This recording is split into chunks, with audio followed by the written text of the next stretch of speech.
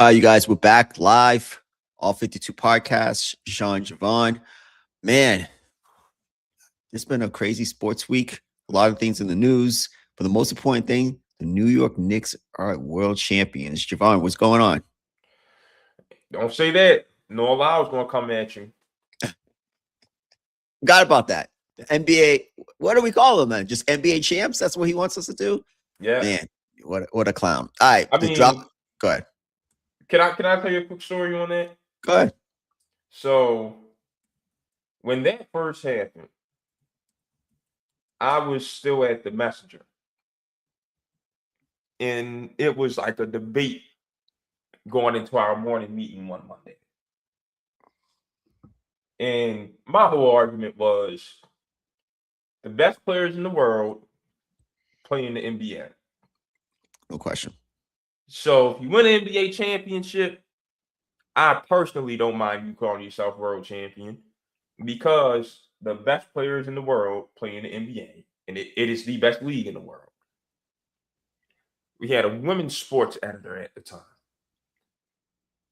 This woman said, I don't know, I think it's a little bit of a male ego thing. I said, all right, yeah, that's it. I'm cool. I don't want to hear no other part of this conversation. We, we know how to turn something into something in this society. Oh my goodness. It's so I heard sensitive. that. I said, yeah, that's it. That ain't got nothing to do with what we talking about. If the WNBA wanted to call themselves world champions, I wouldn't be. I damn sure wouldn't be mad because I know it ain't enough good women's basketball in the world to have a problem with the WNBA champion calling themselves the world champion. I completely agree. I think the world in general is just we're just too sensitive. Like it's just too sensitive, and it's like any opportunity to And, switch it to and, and we something. try to be too smart. It's, Yes, it's too many jackasses trying to be too smart. no, the Knicks are the NBA. They are the world champions because at the end of the day, most teams in the world won't beat the New York Knicks in a 7-game series. Any team in the world, I don't think they beat them in the 7-game series. So it is what it is. All right, but it's over. They won 56 years. Damn, should I start off with an apology? Or are we apologizing to Jalen Brunson first? How are we starting off with this? 53 years, number 53 years, one. excuse me. Yep. Number two, tell you the same thing I said in the group chat. Why can't we just say the New York Knicks won the championship? I gotta be honest, it's not that easy. No. It is. You just stop letting the rules of talk show television define your discourse on basketball. I'll tell you, there ain't been many individuals winning championships lately. This was a team effort from the Knicks. Last year was a team effort from the Thunder. Who was it before that? If you want to say the Nuggets over the Heat was a Jokic ring, I can accept that. The Celtics, that was a team championship over the Mavericks. Let's see. I don't care what anyone says. Milwaukee was not a Giannis ring. That was a team championship over the Suns. Drew Holiday and Chris Middleton got a lot to say about that championship. The Lakers in 2019, that ain't a LeBron championship. That ain't an AD championship. That was both of them. Team championship. So, like, we can get honest about this thing. The Warriors, Steph's last ring. That was a team ring. Jordan Poole got a lot to say about that championship. So we can stop trying to make basketball a one-man sport like the LeBron fans will have you believe until it's him losing, and now it's a team sport. No, it's a team sport. It was a team championship. Congratulations to the New York Knicks. Great performance by Jalen Brunson in Game 7. Game Great, 5. Game 5. Yeah, excuse me. Who? Great series by OG Anunoby. Yes. Great series from Jose Alvarado. Great series from Karl Anthony Towns. And shout out to all my Temple brothers on that Knicks staff. Mark Tyndale in player development, Pepe Sanchez in scouting, of course, Rick Brunson, one of Mike Brown's top assistants. Yeah, shout out to the Owls, man. I was happy for those guys. I text Mark right afterwards. Congratulate him. Oh, and Leon Rose, that's a Temple Law degree, right there. So that was 4. So yeah, shout out to the guys. All right, but Javon, that's not what we do. Like that, I gotta be honest. That's why I was waiting for the podcast. This is what I was gonna say about that. We were on this podcast. I'll speak for myself, and I have said multiple times that a team being led by a guard who some people are saying in person he's like 6'1", 6 feet. He's like my height. You're taller than him. Can win and can lead a team to an NBA championship. That was one. That's one discord. I was wrong about that. 2. We at the beginning of this postseason, we did not have that same New York team. I thought Atlanta could upset them in 7 games, and we didn't have that New York team going to the NBA Finals. Correct? We can say we were wrong. That's fine. We were wrong. Congratulations, but we don't have to just make this all about Jalen Brunson. Yo, at the last game 4 Sean, in the second half. What did Jalen Brunson have to do with them first 3 games? He played awful. We're not making this about him. But no. He played really good in game. Was it the game that came out? Game 4 in the second half. In the second half, he was special. What did he do in the first 3 games of this series, Sean? It was a 5-game series, and he played like dog doo-doo for the first 3. We're not making this about him. He scored nearly half of his team's points in game 5. I'm gonna say it again. 5-game series. He played like crap for 3. We're not making this about him. All right, then how do we make arguments? Who's better, LeBron, Kobe, and Michael? You tell me. How do we make those arguments? Why is that a conversation right now? I'm just asking you a question. How do we make the arguments? What does Jalen Brunson have to do with that tier of player? When you do something special, we have to crown you. Sean, do you think Jalen Brunson, just because he just won that championship, is a better player than Luka Doncic? No, absolutely not. Do you think he's a better player than Giannis? No. Is he better than Shea? Nope. Is he better than Jokic? Nope. So what are we doing? Why are we? It's not a conversation. Congratulations. He got his MVP. No, he got a championship. Congratulations to the Knicks. First time in 53 years. This does not have to turn into some. Where's Jaylen Brown? Where's Jalen Brunson on the hierarchy of the NBA right now? It does not have to be that. No, but the thing is that this championship is just as impressive as any of those titles that any of those guys win, or whatever the case may be, or maybe just more because we never seen a team actually transform. Because this Knicks team is not the same Knicks team that started the postseason. Correct? Right or wrong? Yeah, that is correct. All right, so that's great coaching, and because again, if this was the same team that was playing the regular season and they won 60 games, we'd be having a different conversation. I did not see this. You did not see this. No one could tell me, even New York fans. Maybe shout out to James Dolan, first of all. But we've already given the Knicks their flowers from before the finals. We said all of this. But who you picked to win the finals? I picked the Spurs. I was wrong. Who did I pick? I picked the Spurs. We picked the Spurs. Sean. And it wasn't as competitive as it should have been. We can't see the future, bro. And actually, it was a more competitive series than you think. The Spurs won the first 3 quarters of damn near every game. They just didn't know how to finish.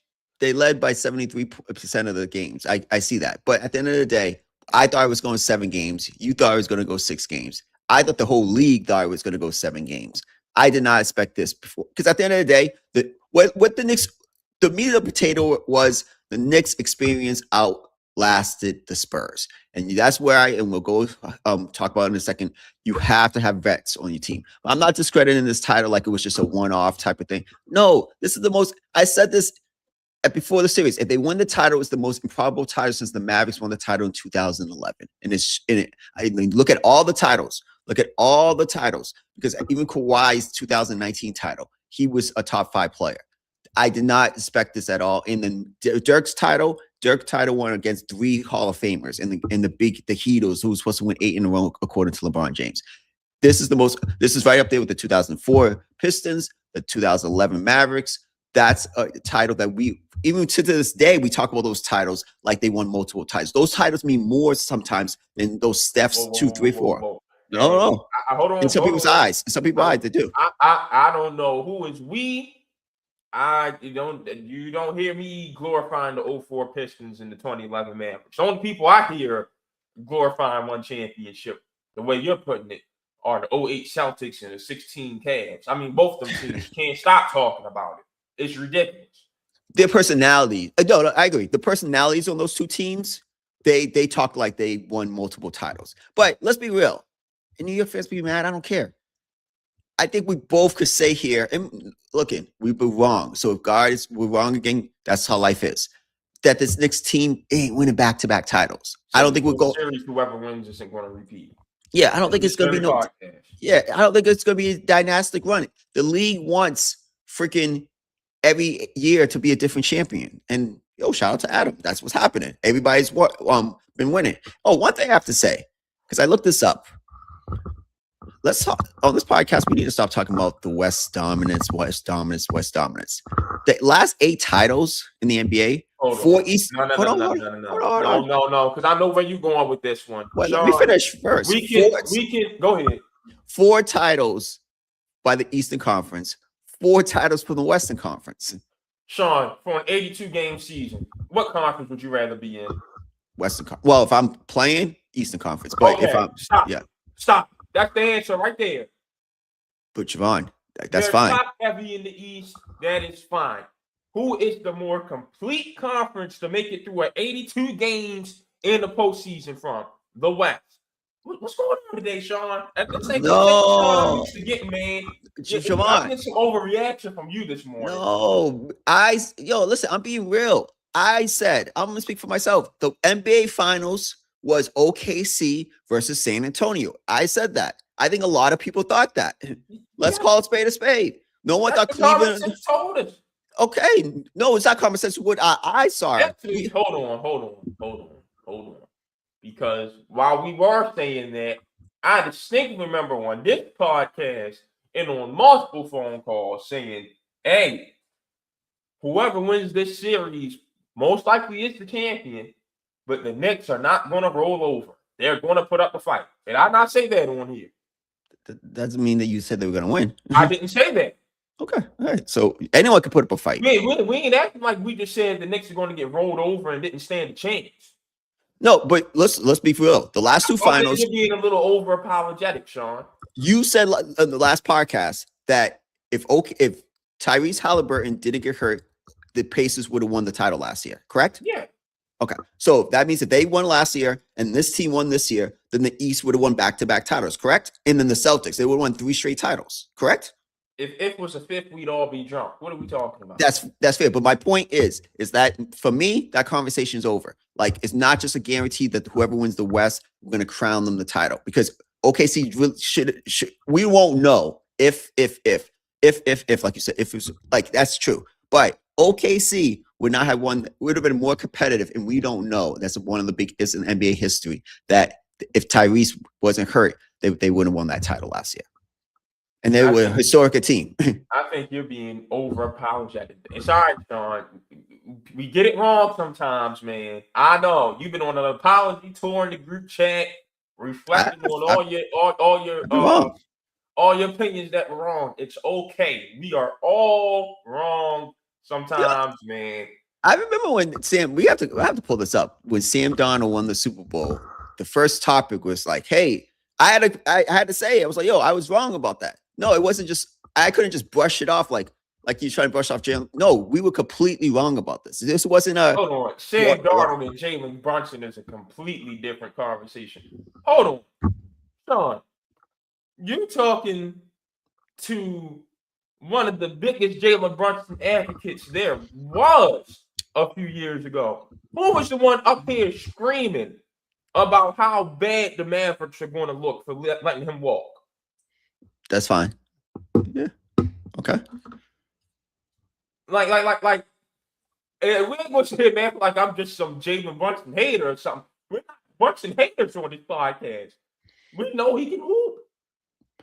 We just didn't think the Knicks were going to win the championship. That's okay. But And hold on, because your thing might have been the small guard thing. Never came out of my mouth. I never thought he had a number 2 on the perimeter, which I made clear in several of our recent podcasts. So I'm not getting on that apology tour with you because I never was a part of that boat saying he was too small. I thought he didn't have enough help on the perimeter because they damn sure built enough defense around him. I thought he didn't have enough offensive help. If I owe anyone an apology, it would be OG Anunoby for how good he was offensively this series. yeah, I think OG is different, definitely better than most of us think, like offensively. Like, and I don't think he gets the plays run for him. And actually, shout out to Masai, because I remember we had a conversation a couple of weeks ago. Masai, that was a Masai draft pick, right? I believe so. Yeah. Even looking back in hindsight of that 2019 Raptors team, because you had Siakam and you had OG and you had Kawhi, history is going to look favorably. And now Fred, how they became better players. And I haven't been a big fan of that 2019. Yeah, exactly. So history is going to look back at the team, the names, and who they became as players. Like, oh wow, they actually had talent on that team. They wasn't as developed like they are now. You're feeling apologetic, Mr. Oh man, they won that championship because of injuries. I am the one who keeps saying I think that team beats Golden State either way, and I'm looking real good right now. So I'll throw that onto your list if you feel apologetic today. Nah, I'm not feeling apologetic because I still think they cheated the process, and I don't respect that. I don't. They cheated. Kawhi plays 50 games or something like that. I can't remember. He cheated the process, and he still won. So we mad on at the Raptors for building a team deep enough to withstand the regular season without putting such a burden on Kawhi's legs, and then him saying help for the postseason. We getting mad at that. I ain't getting mad. I'm giving their credit that they had more talented players than I thought. Who stays injured with the exception of this season. We mad that they made sure he was fresh for the playoffs. I don't get it, man. No, that's the problem with the world. We want everybody to do things the way we want them to do it instead of the way that's best for them. That's the problem. No, I just wanted them to do it the way I seen it be done by the greats, by Kobe, you by want Michael. Done the way you want it to be done, not the way that works best for them. I'm pretty sure not me. I'm pretty sure Russell, you asked Kobe how it should be done. You asked Michael how it should be done. You asked Magic how it should be done. The greats. And none of them have the injury issues of a Kawhi Leonard. None of them. I don't want to disrespect Kawhi's injuries, but at the end of the day, certain tiers, if you want to be one of the guys and people are saying you were the best player in the league, there's some criteria with that. I'm not saying Jalen Brunson. If Jalen Brunson did it, I wouldn't have anything to say. But when you that guy and Uncle Dennis is saying you that guy and forcing your way out, there's a different standard that you have to abide by. That's how I was raised. Because the same standards, the one thing I don't quote, I'm disappointing you this week. I gotta be honest.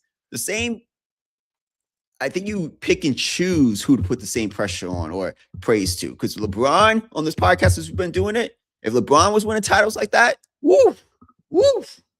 Oh my gosh. Does not have the injury history of Kawhi. You don't want any context, apparently. What's going on?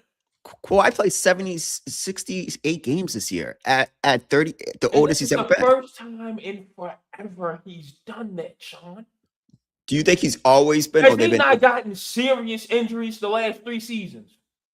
The Achilles and stuff like that, I agree. But remember that year when they were trying to low manage themselves to a title in LA and it didn't work out. I don't believe you can win that way. I've only seen one team do it. Listen, that's why I'm never going to. You probably can't win multiple that way. I won't argue with you. But the Raptors had Kawhi for 1 year. Everyone knew it was going to be a 1-year deal. And they did what they had to do to win in that 1 year. If I'm going over 80 years of history of the NBA, that's why I still not off that whole small guard thing or low management. Yes, Jalen Brunson. Let's back to Jalen Brunson. I'm going to give him his flowers. If Javon doesn't, I'm very impressed with the mentality and the leadership and Mike Brown, all those guys. It shows you how you can build an NBA championship. He had a fantastic game 5. Now I'm not giving him his flowers. I'm just saying to be the best player on a championship team, at that size and that's playing. Yo, and no, I was gonna say also, man, because when you watch the games, the first 3 rounds, the Knicks played Golden State-ish. The last round, they got back to Jalen just pounding the basketball, bringing it up, blah, blah, blah, really running no plays. That Luka, James Harden style, I thought could never win a championship. And I'm really surprised that style beat San Antonio. That just, that style was just, man, no, it because was a lot of that. they were putting 2 guards in there to get Brunson off the ball. Also, Brunson got moved to the 2 for a lot of them stretches and got his buckets. That 3 he got over Wemby was one of those stretches. That was nothing like the Luka and Harden stuff because those guys don't come off the ball. That brother was coming off the ball. If y'all can't get into nothing, then give me the ball for the ISO, which we've seen from all those greats that you just named, Michael, Kobe. That's what they do in the finals. Y'all can't get going. Once y'all cross half court, give me the ball. I'll go get one. That was nothing like the Harden and Luka style of play to me. Okay. All right. So I think it was closer to that I've ever seen of one guy just dominating the basketball. Maybe the last game and a half. Because a lot of plays, especially, and Mikal Bridges played better. And he was using his mid range too. Was those two just completely okay? Completely. Okay. All right. Well, that's the closest I've seen with that style. But again, shout out to the Knicks. Like you said, no, I don't really want to over romanticize it, but I do think that it's one of the most. It's going to be going down as one of the most memorable NBA champions. Because by the way, who won the 2005 NBA championship? Spurs. We know that, right? We know that because we're sports fans, right? 2007, we Spurs, whatever the case would be. Do those titles rank as? Some things are just not equal in life. The 2011 title doesn't, for the Mavericks, because who they beat and how the circumstances, just in people's minds, stand out more than certain titles. Like the Nuggets championship. Shout out to Nuggets. Shout out to the Nuggets. Shout out to the Nuggets. I'd be forgetting they won a title because it feels like it was like 10 years ago. I'm being dead serious. It feels like 10 years ago. Just because of how they did it and who they beat and stuff like that. Circumstances in life happen sometimes. Certain titles mean more than other people, or we remember more than other people. I don't think any of them people care about that. As long as they got that jewelry on their finger, they're just fine. I agree. You don't have to care. Mm-hmm. All right, Sean. Big trade in AFC North. Myles Garrett is headed to Los Angeles for Jarrett Verse, a first, a second, and a third round pick. I think it's safe to say it's Super Bowl or bust for the Rams. Yeah, I think it's safe to say that they're the favorite, but I have them going in as the favorite. Hold on. My apologies. Myles Garrett, sorry, you gotta wait. We ain't leaving this segment without talking about the Spurs. Yeah, I thought we were going to just backtrack. My apologies. I got one thing I want to start this conversation off with, Sean. We have to stop with this they're young and they'll be back stuff. Did OKC ever get back? No. Which ones? The Thunder? The Kevin Durant one? The Kevin Durant, Russell Westbrook, James Harden, Serge Ibaka. Did they ever get back? No. It is not a guarantee. Y'all have to stop with this stuff. When you get to a championship, you need to win it. There is no guarantee you're going to get back. Wemby missed 2 free throws in game 4. Mm-hmm. Allowing offensive rebound in game 5 that ends the game. 3 blown leads because you can't get in the post and go get your team a bucket. Yep. De'Aaron Fox, you are the terrorist of San Antonio. Mm-hmm. Stephon Castle, your offensive game needs to improve because that game 5 was. I left that series saying there are only 2 untouchables on that roster. Their names are Dylan Harper and Victor Wembanyama. Mm-hmm. Wembanyama needs to gain weight and get a post game. There's no ifs, ands, or buts about But you got a trainer. We don't want to gain much. You got all these people who keep listening to these jackasses, and it has contributed to the downfall of the game of basketball. Mitch Johnson, buddy, you need to spend the whole summer with Pop and learning what an offense is. So I don't know what the hell we watched in the finals. Ever. Yeah, I agree. And refusing to sit De'Aaron Fox is crazy. And I'm hoping. Do they need to move him for the sake of Wemby? Absolutely. Should anyone take that contract? Hell, I am hoping what I'm hearing about the Bulls being interested isn't true. Y'all got to get out of this cycle, Chicago. Have to get out of it. That is a brother who don't care and just won't play winning basketball. I keep telling y'all, you can't keep taking players from these organizations like the Kings and expecting them to play some winning basketball. They've been polluted. It's over for them. But then again, I do want to say, hey, Dallas, y'all look dumb. Y'all had a backcourt of Brunson and Luka. Neither one of them anymore. Sacramento, y'all had a backcourt of Halliburton and Fox. They're not there anymore. And you had Mike Brown as your head coach, and you got rid of him. So y'all look like some dumb franchises, and y'all deserve whatever's coming to you. But yeah, Spurs, that was the most embarrassing finals loss of my life. Damn, most embarrassing. Wow. I thought in my lifetime, the Lakers with Kobe and Shaq and dog walk by the Pistons. Damn, because those were blowouts. I think knowing everything that was going on behind the scenes changes that for me. And also, you and I have both been watching, I guess, the Heat 20-year reunion from the 06 team. Yeah. And listening to Shaq.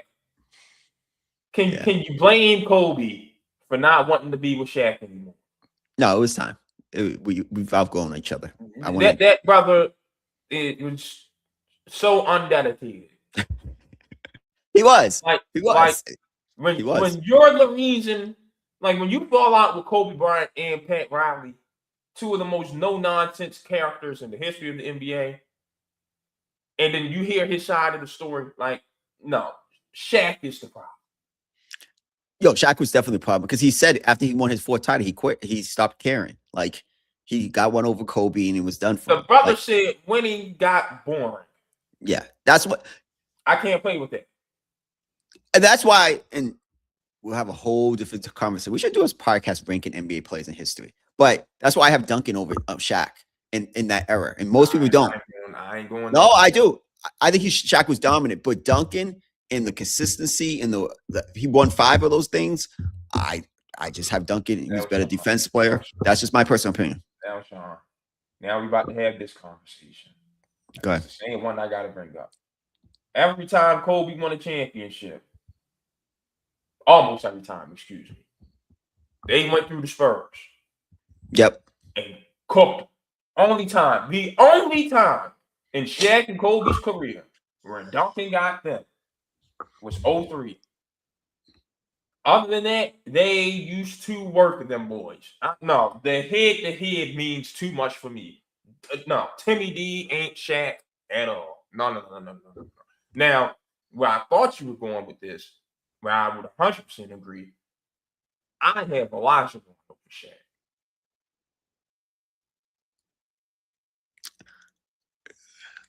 That's a tough conversation.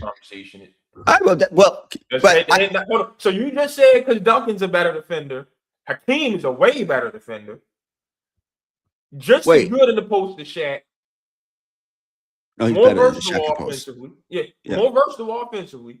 Yeah. And I could be making this up, but I do think they met each other in 1995 in the finals, and he embarrassed him. I think Shaq's team had a big lead in game 1 before losing, and then they lost the next 3 games.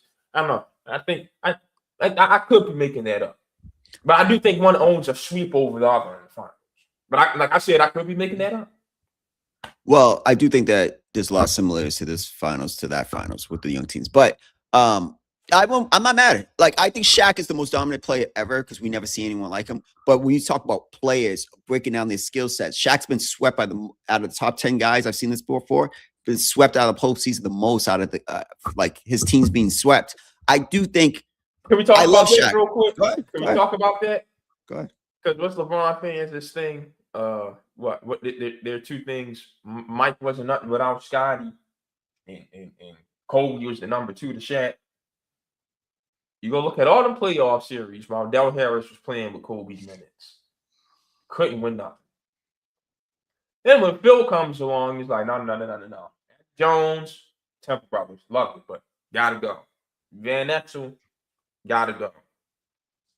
The perimeter belongs to that brother right there. It's ironic how he starts averaging 27. And then the Lakers start running. So who really needed who? Because who's Shaq championships come? Because y'all think Charles Barkley be playing with him. Who his championships come with? Dwayne Wade and Kobe. And who was the number 1 options on the like D Wade averaged 35 in that final series, by the way. 35. Mm-hmm. And Kobe was the closer. And outside of 2000, Kobe was the better player. 02 and 03, Kobe Bryant was the best player on the Lakers. Yeah, I'm not mad that you went Hakeem, but I think Duncan is right there with Hakeem too. So like I don't think any argument's wrong. I just don't think Shaq's. I don't have Shaq in my top 7. I'll tell you why I knocked Timmy D down a couple notches. Go ahead. Name his first 4 championships. Against give me the years. Now, I want the teams, the years. 99, 03, 05, 07. Yeah, that's the first 4. Yep. When did he get his last one? 14. You went 7 years. And you had a team capable of it in each of those years. Mm-hmm. And the Spurs, like, we ain't going to act like the Spurs didn't have disappointment after disappointment after disappointment in that 7-year span. Mm-hmm.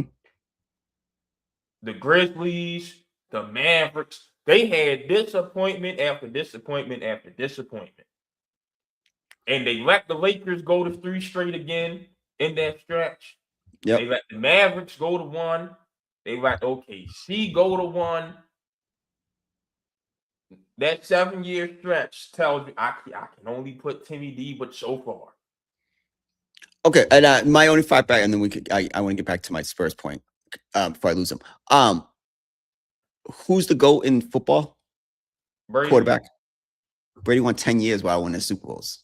I do think it is much harder to win. All right, then come on, John. Hey, hold on, Sean. Hold on. Because you don't want to hear that one. You want to hear this. Come on, man. Hold on. Didn't he win multiple?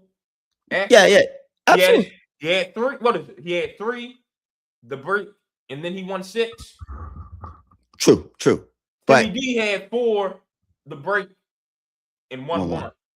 But it could have been 2 if Popovich didn't make that mistake. And I'll leave it at that. I'll leave it at that. It could have been 2. I'll leave it at that.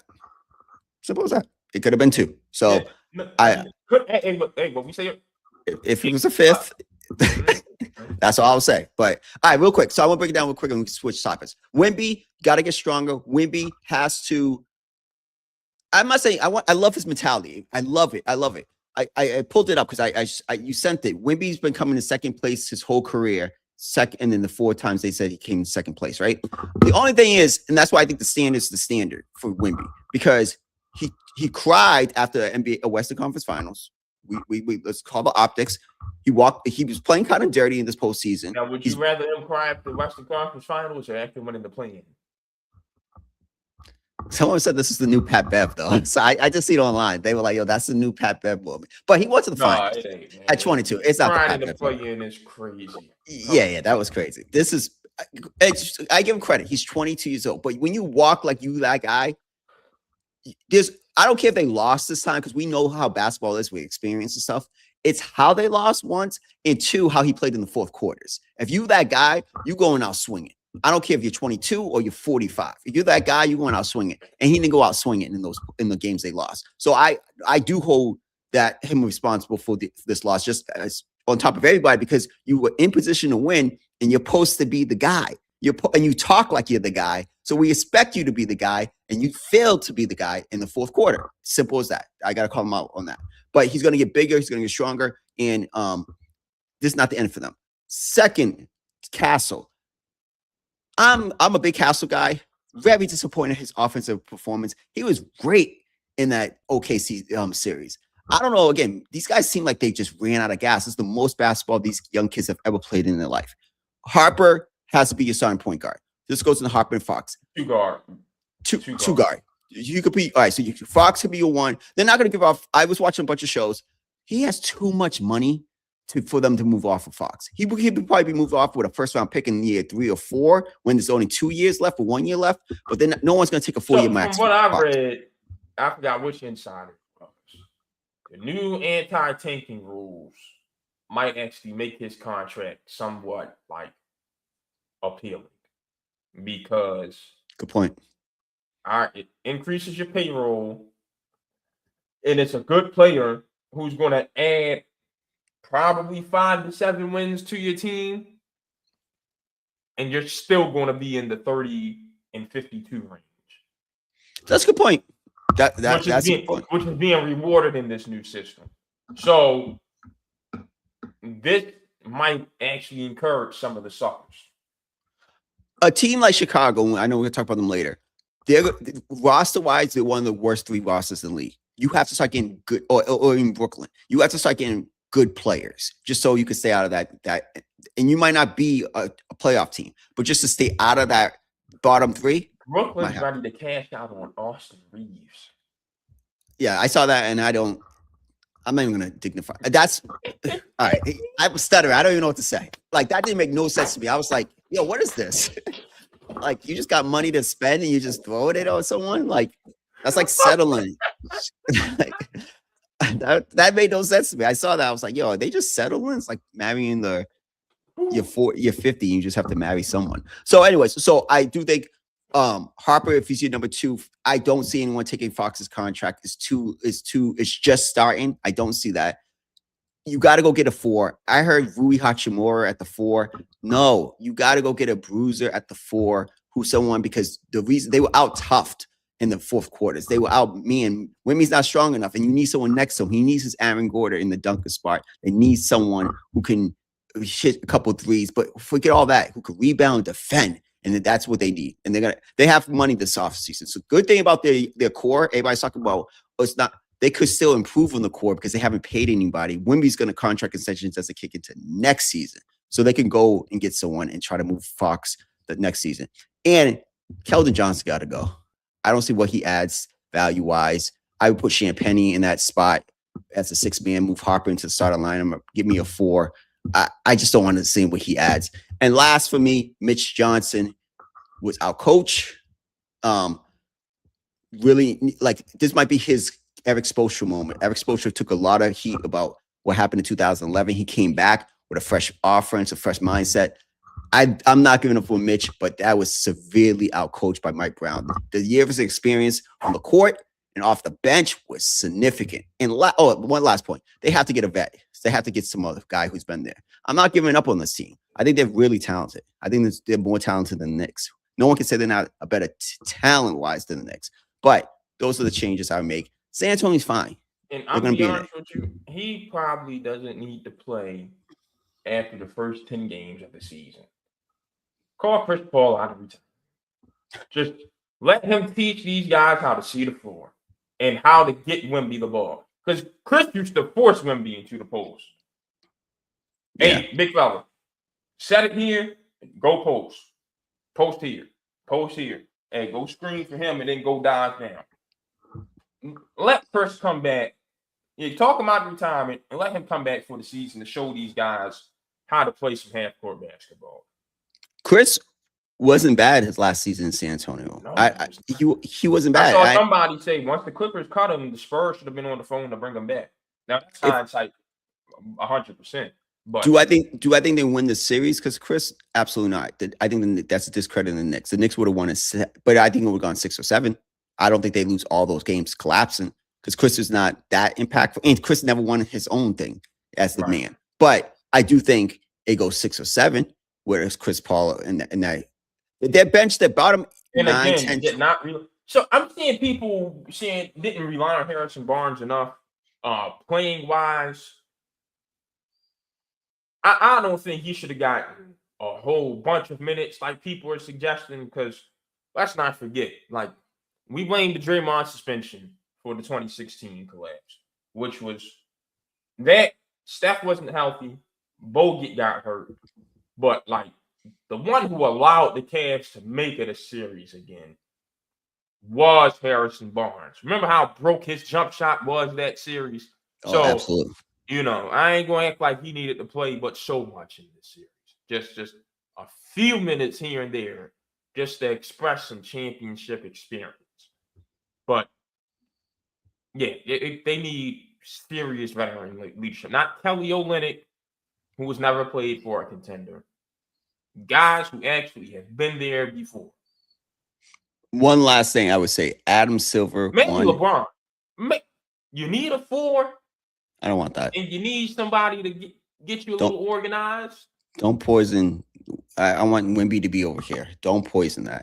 Let Wemby. Yeah, do not poison that. And no disrespect to LeBron. Do not poison this kid. Let him be here. Let him do his thing. Don't take his spotlight away. Let him be what he's doing in San Antonio. Oh, last Adam Silver won because the NBA won. This was a significant series for the league.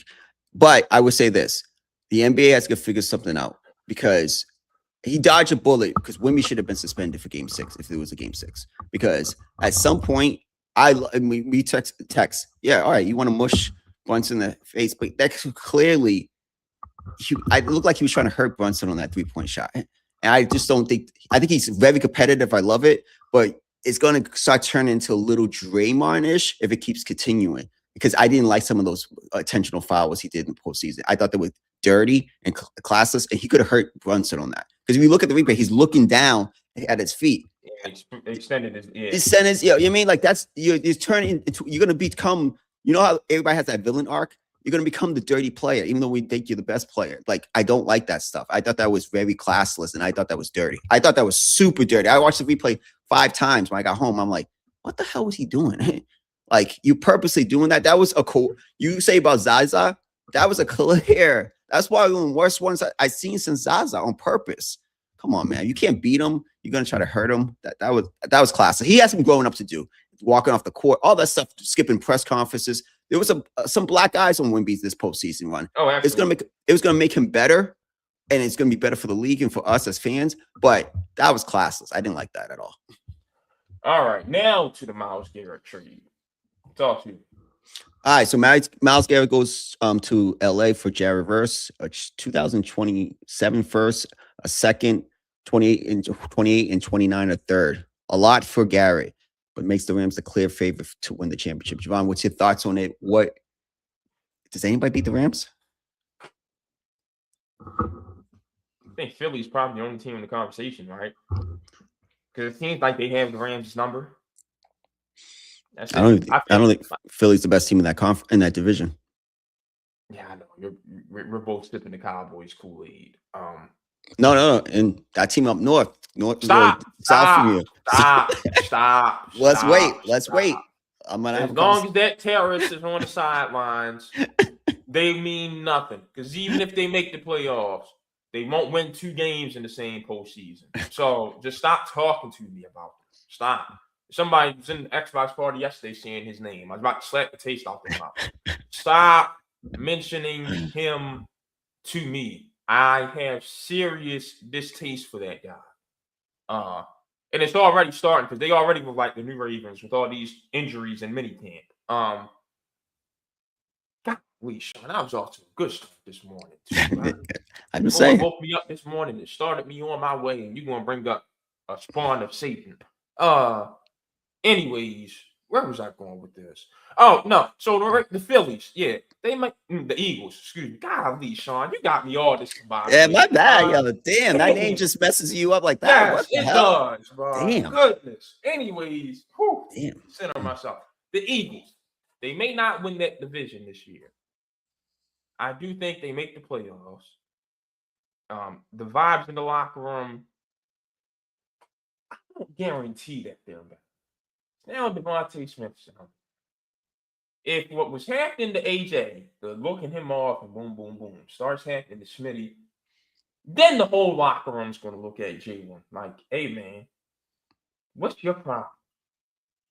So it's not a guarantee the vibes are going to be higher, but I would bet that they will be.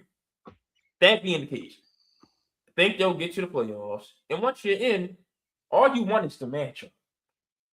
All you want are the teams that you know you can beat. Like if you're Philly, you want to see the Rams, but you don't want to see the Bucks. And the Bucks are the worst team, but the Bucks have their number. They have the Rams' number. That's the only way I can see the Rams losing this year. I don't think San Fran has anything for them. And I think the Garrett trade and adding the two corners from the Chiefs, I think that gives LA the nod over Seattle. Because now it's like you got to think.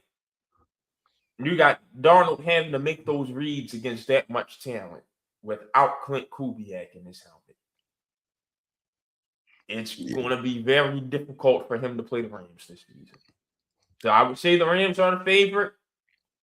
They just have to get over the hump that has been the Philadelphia Eagles for them.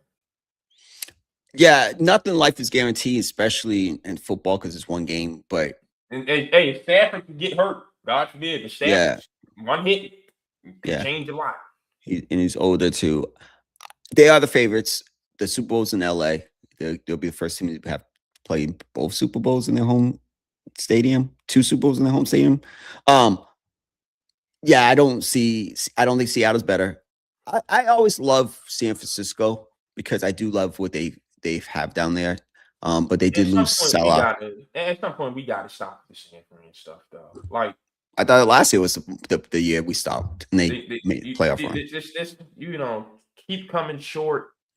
Clearly have nothing for Seattle. I'm done talking about San Fran. And they can't stay healthy. They're excluded from all talks from me. I'm sorry. What about Green Bay or Chicago? I'm just going down the contenders. Not Green Bay. Oh, heck. Not Jordan Love and that extension they just gave Christian Watson that we're going to talk about. No. Chicago, we'll see. We'll see. Okay. Caleb Williams respond to the hype. And it was way too soon for him to get the Madden cover. Way too soon. Way too soon. That was one of the biggest surprises I've ever seen. I think other reasons got him the Madden cover, but we could talk about that another time. But he shouldn't get the Madden cover. You said Detroit now, no. Detroit now. I think Detroit will bounce back. And then I'm not a fan of the Campbell and Goff combo. I think Dan Campbell is white America's head coach, not a Super Bowl winning head coach.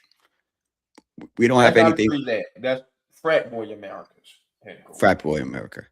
I don't think the South is going to factor into it. And then the East, you said Philly, maybe Dallas. No, they're the clear-cut favorites. It'll be a super disappointment if they don't get to the Super Bowl. I thought they could have gone to the Super Bowl last year. They're better this year, definitely in the secondary. And Garrett is, no offense to Verse, is a really good player. But for the other side, I like this move for Cleveland. I do. I think Cleveland's going all in on you got to stack the chips because you don't know if Deshaun is going to be your quarterback or Shador. You got to stack the chips. And I love that they get talented players. They know how to draft in Cleveland. I do give Barry credit. They know how to draft. They got to find the guy. So you get these 2 guys this offseason, and you got 2 cracks next season in the first round. They're going to get their quarterback, and they have to go all in with this mentality. I'm very impressed with it. I think it makes sense because you're not going to beat the Bengals or the Ravens or the Steelers in the division again. So take another year back, stack up, and figure out who you are. And this explains the Ty Simpson pick for the Rams also. They knew they were going to come up off the first, so get your quarterback while you can. So I ain't too mad at that. I ain't too mad at it now. I still just don't think he's going to amount to be anything in the NFL. Yeah, the Rams will be in a rebuild in 2 years. So yeah, like given all this money and the picks, that team will be broken up like their Super Bowl team within. They might do it this year, run it back the next season, and then they're gonna have to start losing pieces after that. Yeah. So Ty will be the quarterback within 2 years. All right, Sean, AJ Brown, the New England is official. Got there and admitted he was leaking stories to the press in Philadelphia. Turns out his beef with AJ Brown, with Jalen Hurts, was because AJ and Hassan Reddick were sharing a side piece and AJ didn't know, but Hurts knew and didn't tell AJ about it. And he still hadn't got. When is the last time Hassan Reddick's been an Eagle, Sean? Is he even in the league anymore? It's like 2 years ago, 3 years ago. He was on Bucks last year, right? I don't even know he's in the league. Toward the end, yeah, and the brother didn't get over it. So, yeah, Philly, congratulations to get that out your life. It's always a girl. It's always a woman. That's what they always say. There's always some people who have a beef. It's always under because of woman. So and it's too many out here to be beefing. Yeah, 6 billion, 7 billion people in the world, and y'all got all that money. Y'all got a whole different access. Yeah, the access. Whole different pool of talent. The access is totally different than you have. I would just say this: it was time. Like I'm a more big believer is you ever been around people you know who are no longer in love with each other? I've been around, and you'd be awkward, and you'd be like, man, they should just separate. And I'm not advocating divorce, but if you ain't happy, you ain't happy. Just go on your merry ways. And this is football. They ain't no legal papers like that. Just go on your way. There's no kids to split up, nothing. It was just ugly to see. I think it's good for both parties. I think it's really good for New England. They got a number one guy. Hopefully he doesn't come with that. Drake May is an improved year to me. Is he that guy from last year with a weak schedule, or is he going to just be a middle of the pack quarterback? That would determine the outcome of how that works in New England. But shout out to New England because I grew up there, so I'm happy they're going to be a really good team this year. The Eagles, they did a really good job in their draft. I do think that Howie is one of the best in football. I'm not worried about the Eagles. It's all on Jalen. Jalen can. Do we think he's ever going to take the step? I know that's crazy to say about a Super Bowl quarterback, but if he don't take the step, it don't matter if you have Justin Jefferson, Jamar Chase, and AJ Brown on the outside. If Jalen Hurts ain't that guy, he ain't that guy, and maybe he might not be the guy. You guys have a Super Bowl, 2 Super Bowl appearances. It was a great era in Philly, but I think it's a good move for both teams. It was bound to happen, and I'm glad it happened for both teams. You know what kills me about the Hurts convo with the Eagles fans, because they swear he can do no wrong, and it's always, but he won a Super Bowl. He won a Super Bowl. Well, Trent Dilfer won a Super Bowl. Jim McMahon won a Super Bowl. All right, Brad Johnson got a Super Bowl. I ain't saying Brad was bad, but Brad wasn't cream of the crop. No, Brad wasn't. You know what I mean? Like, come on, man. It's a team sport. But that's what I meant about the Jalen Brunson conversation. Can we have this conversation? I know it all matters. Like you said, everybody's happy with their ring. But not every Super Bowl or title is equal to me. I just don't believe in that, or any title. A title's a title, but Jalen Hurts Super Bowls, and he had amazing Super Bowls. Eli Manning is amazing Super Bowls. But when we start using that as the reason that they can't be criticized, or the reason that they can't be replaced, or they can't improve, I think that's a bad thing. I don't think it's a good thing. I don't think that should be the excuse. Oh, he has the Super Bowl, because that was the whole thing with Eli. It was like, yeah, but he's not playing good. Like, I don't think Eli only had 2 good seasons, and it was those 2 Super Bowl seasons. I don't care what anyone says. Like, what's going to happen with Jalen Brunson? I'm not to go back with this. He can never have a bad season or bad game to New York fans because he got you a title. No, he's still going to be playing. He's still going to be playing. So we should be able to critique the Knicks next year and be like, yo, they ain't moving the ball. Carl Towns just lost a step. You know what I'm saying? Like, yeah, like Stephen A. You talking about, hey, yo, never be any doubt from me on you again, brother. Come on. And Brunson's like, we'll see. Like, yo, why are you going to back yourself up into that corner? He's going to do something next season that you're going to have to criticize. Of course, they're gonna do that. And In ESPN, what happened to having some type of journalistic integrity? oh, that went out the Ah, window. Oof. my goodness. You called out Mike Green, but that's why I texted the chat. I was like, half of ESPN are Knicks fans. This was crazy. NBC needed the finals this year. This year, NBC needed. By the way, bring Legler and Jefferson. I ain't mad at them. They did a good job this postseason. I'm cool with Legler. And whoever had the idea of getting him off the desk and over to the broadcast table, very smart. Because I did not want to hear his opinions. But on the broadcast table, is no opinion, just break down the game. He's been pretty good. Well deserved. He put a lot of. He's been at ESPN for 30 years, something like that. So I give him credit. For a while, yeah. He's been there for a while. In the background, guys. Yeah. Yeah. So I give him. I always like people working. So I wasn't mad about that. It was way better than Burke and whoever else was with it last year. I think it was Legler too. I can't remember. It was Jefferson. Oh, it's Jefferson. Okay. Yeah. All right, Sean. The Bucks and the Heat are talking. The Bucks apparently are not happy with Miami's offer for Giannis right now. I think this is bigger than Miami and Bucks. Everybody's saying Boston, and I'm like, yeah. There's a lot of smoke around Jaylen Brown being moved this offseason. You seeing that? Oh, I'm hearing it too. My boys are hitting back up at home. I think if it is, I don't think he ends up in Milwaukee. I think it'll be a 3-team trade. Like he'll go back, come here down to the A or Portland or something like that. So Milwaukee could get some of their picks back.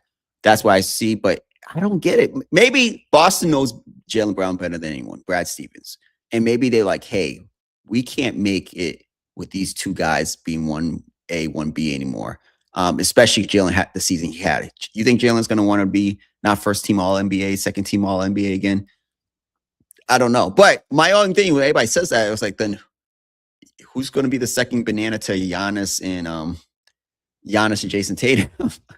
Like, I think everybody's like the cure is just to move on from Jaylen Brown. It's like, then who's going to be the second banana to Giannis and Tatum? Like, how's that work? Is Tatum now Kobe in the fourth quarter? He takes over the games, and because Giannis is not a great offensive player, especially in the sense of like his shooting free throws or jump shots, he's easier to stop in the fourth quarter.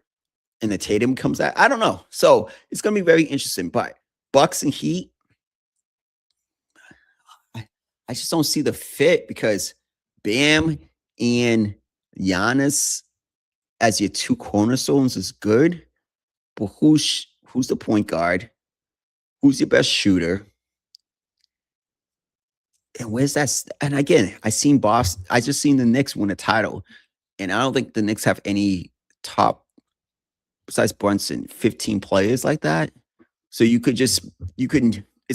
about the roles everybody else plays. And you just start with those two guys. I don't know. I just don't, I can't see it, but I also couldn't see the Knicks winning a title. So maybe Miami's thinking is like, you get one of those big fish, like Pat always says, you get a big fish. Once you get a big fish, then you determine everything else around them. So you've got a big fish and you got Bam, who's a top 25 player. Then you just got to figure out the other pieces around him. Wiggins, Mitchell, Jaquez. Again, I've been wrong. I just think the problem is when you have Bam and you have a Giannis, is who is the guy come fourth quarter? Like you could put the ball in Giannis' hand and say, hey, be a freight train, be the guy. But who's the guy that's my concern. Who's the guy in the fourth quarter? Like, and how's that manifest itself? Because they're both, I know Bam scored 83 points, but you guys, I got a secret. Lean in. Bam's not a great scorer. He scored 83 points from the Washington Wizards. He's not a great scorer, you guys. He's not a great scorer at all. And he shot like 40-something free throws that game. So I know he made a lot of threes, but he took, I think he was like 9 for 17 from three-pointer. That's that's an anomaly. That's not who Bam is.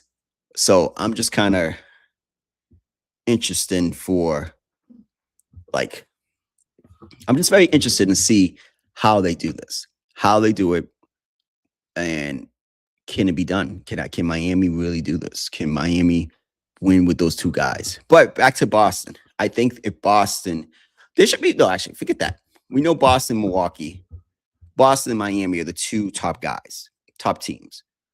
I do think that we should also think of other teams. Portland, it'd be the cleanest trade for Milwaukee because then you just you get your picks, first round picks back.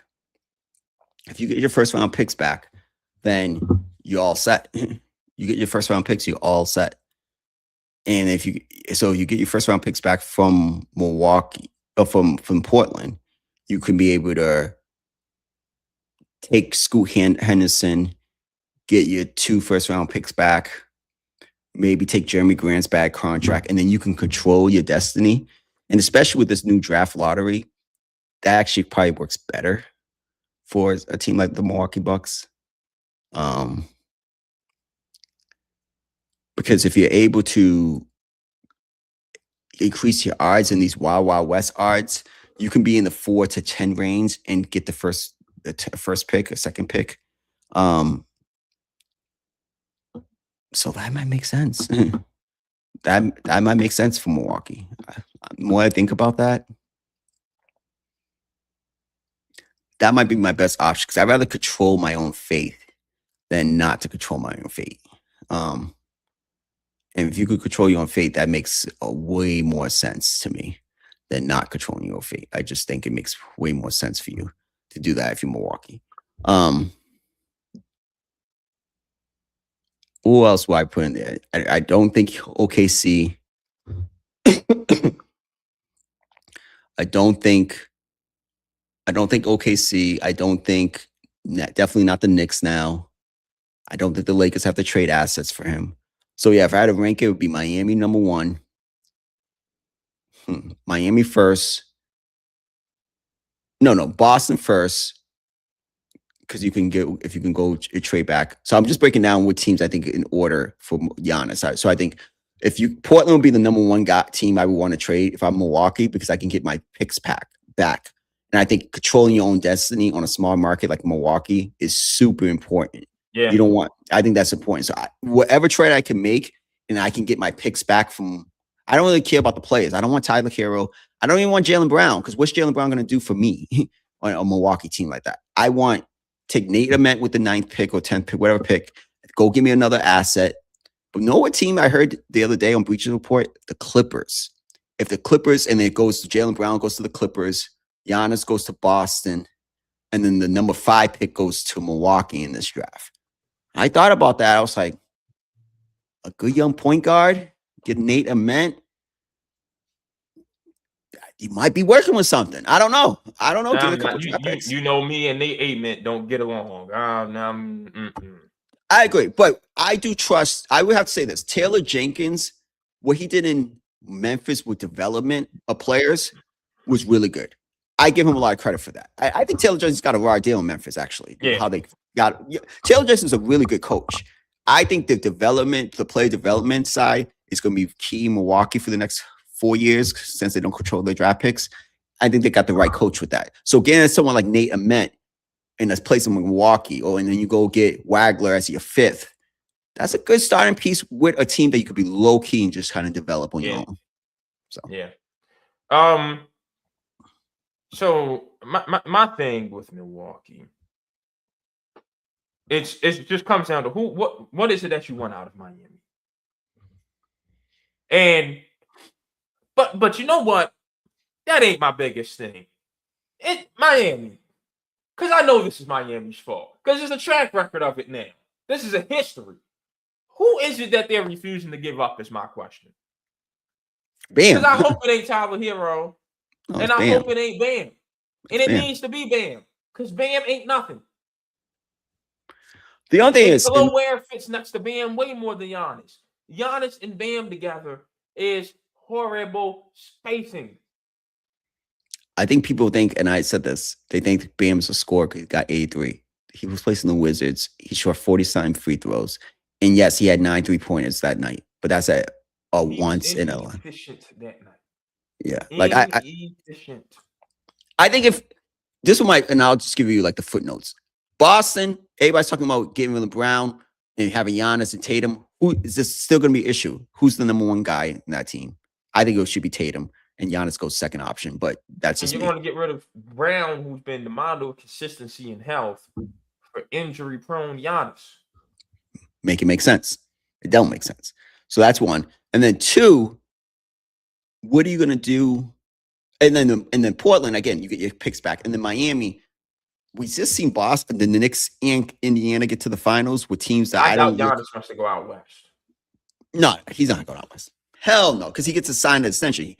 I think he wants to be in Boston or Miami. And if I'm him, if I'm Boston, I think I could beat Giannis. We just got to go get a big man. I don't think we need to go get Giannis and blow up the team. I don't think Giannis makes your ceiling even that higher. So I think Miami should go all in with them. And like Pat always says, Pat Riley, get you a big whale and figure it out.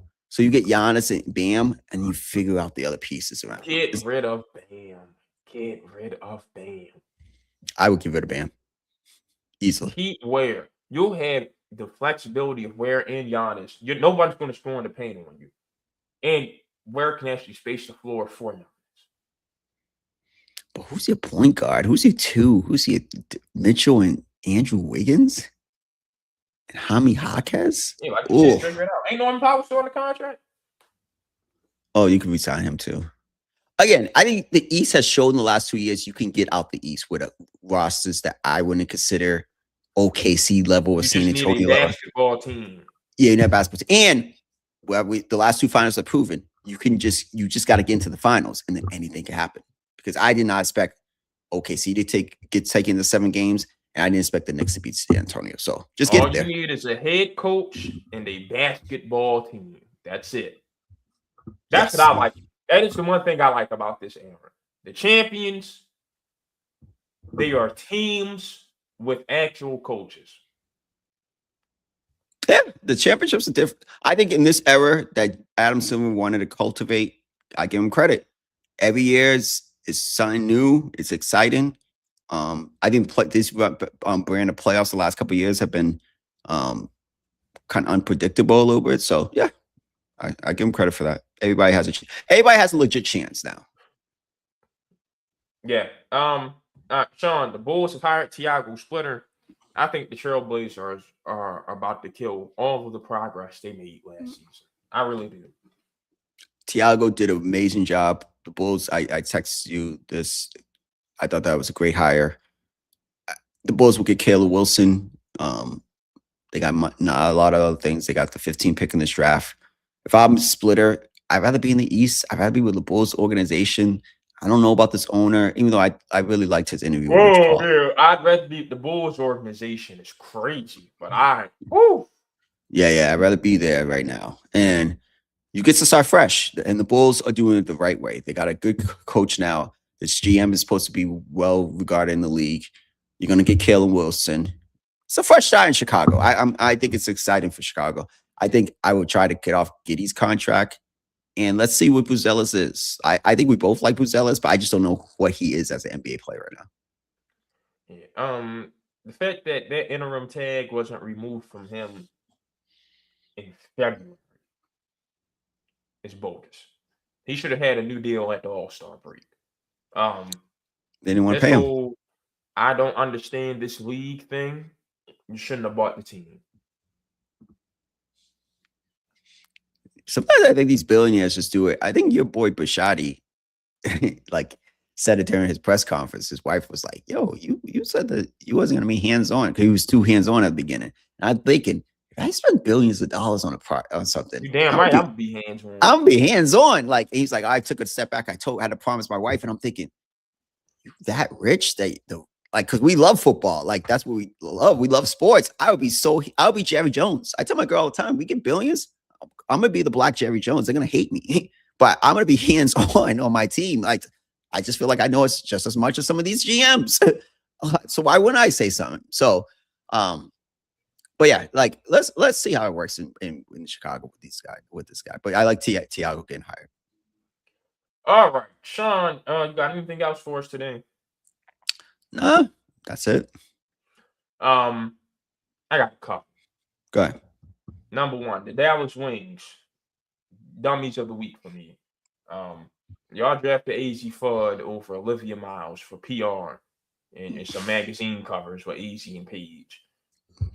Ooh. And Olivia Miles is already. I'll be honest. She's looking like she's got an argument for already being top 15 in the W. She's special. You know me, I'm one of those you got to do both 2 years kind of guys in any sport, but she looks special. Some people just look special off the rip.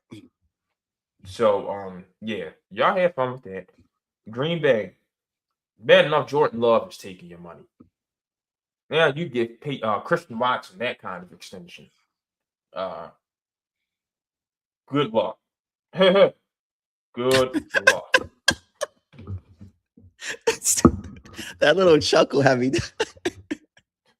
Good luck. That's all I can say. Good luck. Oh, I got something. I know you got the Louisville transfer hall. Let me just finish it. Sorsby, you did the right thing. You did the right thing. Come on. We gotta clap it up for him. Javon, we gotta clap it up. You did the right thing, man. You did wrong. It was a cautionary tale. Kids, you do something wrong, make it right. Move on. Go to the league. I think he'll be picked in the supplemental draft. Yeah, that was a great job, Sorsby. I'm very impressed with you with that. Yeah, so Pat Kelsey, people just don't get on him. And what was this? His second year at Louisville, whatever. But they give him a lot of grace because who he's taking over for, white coach taking over for a black coach, whatever. Buddy, with this transfer hall, Shelstad, Vinegar, and them cats, I better see something from Louisville this year. I better see something from Louisville this year. I got that. Sean, did you watch the UFC Freedom 250 on Sunday night? Can't lie, I was partying with Knicks fans on Saturday and was a little hungover, so I didn't get out the house. I'm just gonna keep it a buck, and so I didn't watch. But I got invited to 2 places. But the optics online looked crazy. But I didn't watch any of the fights. So that's the last time these happened on a Sunday night because I fell asleep for the last 2 fights. My parlay was looking real good. And then Sean O'Malley knocked out the one brother. And I was just whatever energy I had left for the night, that took it. And I wound up falling asleep on the couch before the Taporia fight. Disappointed Ilya Taporia because that fight was tied. And then instead of trying to gut it out through the 5th, he's like, I can't see, and just gave up. I'm a little disappointed. But then again, when you can't see, that's dangerous. So I understand it. But the biggest disappointment, Alexa Pereira. Buddy, you are a dangerous striker. And you get packed up like that by Cyril Gahn. No heart Cyril Gahn that didn't even want to be in the octagon with John Jones a couple years ago. Oof.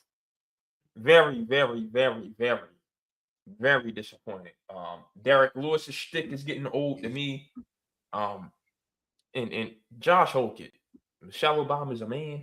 I'll be honest with you, Sean. Some of these UFC cats, like, just shoot them. Just shoot them. Just shoot them. I ain't gonna say because you can't win the fight. Just shoot them. I don't care. Look, y'all can call me every type of N-word in the book. I don't care. Just shoot them. That's all I got to say. Oh, yeah, in this whole Carmelo with a K Anthony thing. Yeah. I hope he wins that appeal because his public defender, that is the worst jury selection process I've seen in my life. So I really hope he gets something, especially considering how many friends that kid's dad had in the judicial system. I hope he wins his appeal. But yo, like the white kid's dad. A I'm be racist. honest with you, Sean. I'm a little sick in the head. I grew up watching the Boondocks and off the Ruckus. Racial slurs ain't nothing but jokes to me these days. Because where it's coming from, they normally can't fight. I'm gonna be honest with you, Sean. Watermelon Felon is definitely top 3. I'm sorry. Yeah. Damn. Yeah. Hey, I'll be honest. Me and my homeboys been laughing at that all week. Like, yo, Yeah. he a terrible dude, and he need his ass kicked. But Watermelon Felon is top 3. I ain't gonna lie to you. It's Man. it's funny. I have to pull it up. My mom texted me about that. The water. She couldn't get over the watermelon fella. That she was so offended about that.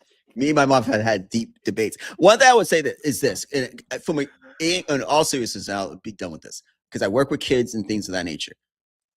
I just feel bad because conflict resolution, and that's something I teach kids, is so out of whack nowadays. Like, because I think both of those kids were wrong, but I also think this could have been avoided. You know what I'm saying? I think it could have been avoided. I'm not absolving Carmelo for that was a you can't, someone pushes you can't stab someone. So but I do think 35 years for a 17-year-old kid. I work with them all the freaking time. That broke my heart. I can't lie. I'm like, my girl was like, yo, you very invested in it. Because I'm like, because I know he's not. I don't give up on kids. I work with a lot of tough kids, but I never give up on them because who they are and the decision they make at 15, 16, 17, they ain't going to be who they are at 40. You know what I'm saying? So give that kid 35 years. That's wrong. I don't care what anyone says. And again, I'm not saying he didn't deserve anything because you shouldn't have killed that kid or even stabbed him. You take a chance, you could kill someone. But 35 years for a 17, because he did that at 17. Yeah, that's something I'm not too happy about. Yeah, no, I'm with you. Gotta have some consequence. But Absolutely. 10 years, years I would have been fine with probation in 5 or 2 to 5 manslaughter. But you give that kid like first degree murder. First degree murder is premeditated murder. That was a kid who didn't have the skills to do it, to deal with his anger. And then the other kid was pushing him and bullying him. You know what I mean? Like, I work with these kids all the freaking time. They both were wrong. Again, not observing, absolving him of the crime. But freaking 35 years for a 17-year-old who didn't premeditate that act of passion? Come on. That's ridiculous. That's a kid thing, not a color thing. I don't care if it was a white. I don't care about any of that crap. Don't give up. And he might get out in 17 and a half years. You're basically throwing this kid's life away. That's messed up. As you can tell, I'm passionate about that. No. I'm with you. Hey, man, listen. I made sure I was at least cordial with the quiet kids in school. Yeah. I ain't want no problems. Man. You never know. You never know. Partner for the project, I got you. Yeah, just we good. We good. Watermelon felon. Yeah, this dude's funny. All right, well, that's all we got for you. Hell, I might have some watermelon this weekend at this Juneteenth cookout. Who knows? Going back home, right? Yes, sir. I enjoy, man. Yes, sir. Yeah, definitely enjoy. I'll catch y'all. We'll catch y'all next week. Absolutely. Yeah. We got schedule prediction stuff starts next week. Damn, we're already in June. July's coming up. So schedule prediction starts next week. Previewing the draft, and I'm gonna be shocked if at least details of at least one trade start to emerge next week. NBA? Yeah. Giannis will be gone by the draft next week or in 2 weeks, whatever. Yeah. All right. Well, we out of here. Yeah.